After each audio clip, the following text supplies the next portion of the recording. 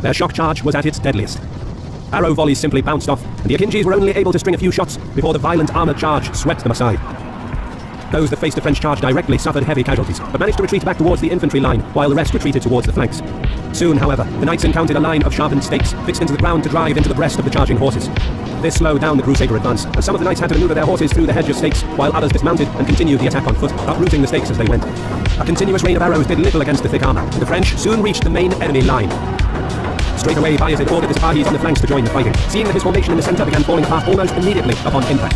In close combat, the regular Turkish infantry was getting slaughtered by the dismounted knights, whose armour seemed impervious. The elite Janissaries too could only fight on the back foot, overwhelmed by the number of knights facing them, although they started inflicting losses on the Christians. Nevertheless, the advance continued, and even Bayezid was taken aback by the ferocity of the Crusader assault. Despite half of them being on foot, the armoured knights drove off the Sipahi cavalry, mauling everything in front of them. Bayezid ordered the remnants of his Akinjis, infantry and Sipahi cavalry to reform the line in order to slow down the incoming Hungarians, who were approaching to reinforce the Crusader vanguard.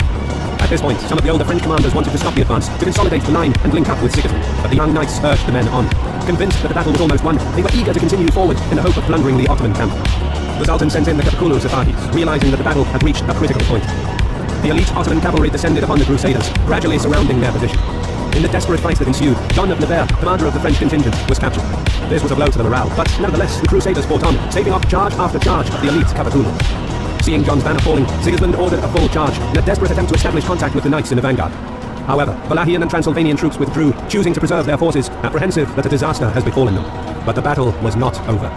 Upon dispersing the screen of Akinjis, the Hungarians fell upon the reformed but much depleted Ottoman line. The battered Turkish footmen could not withstand the fresh troops, who were broken soon after. Sipahi cavalry pressed forward, desperate to stop Sigismund's advance. Akinjis launched another attack. Undeterred, the Hungarian king pushed on. Getting ever closer, it seemed that the tired Ottoman troops could not stop Sigismund. If he could link up with the knights in the front, the battle would be won. But then, Bayezid played his trump card, sending the Serbian knights forward. Seeing that the overwhelmed Ottoman line could break at any moment, Stefan spurred his horse on, leading the charge towards the Hungarian flank. The shock of the charge was devastating. Serbian knights ploughed through the enemy, causing Sigismund's right flank to collapse within minutes, stopping the Hungarian attack dead in its tracks. Soon, remnants of the line routed towards the safety of their fleet on the Danube. King Sigismund reportedly said, "We lost the battle by the pride and vanity of those French." The now isolated French knights kept fighting, but their numbers slowly dwindled, and it was only a matter of time before their strength gave out.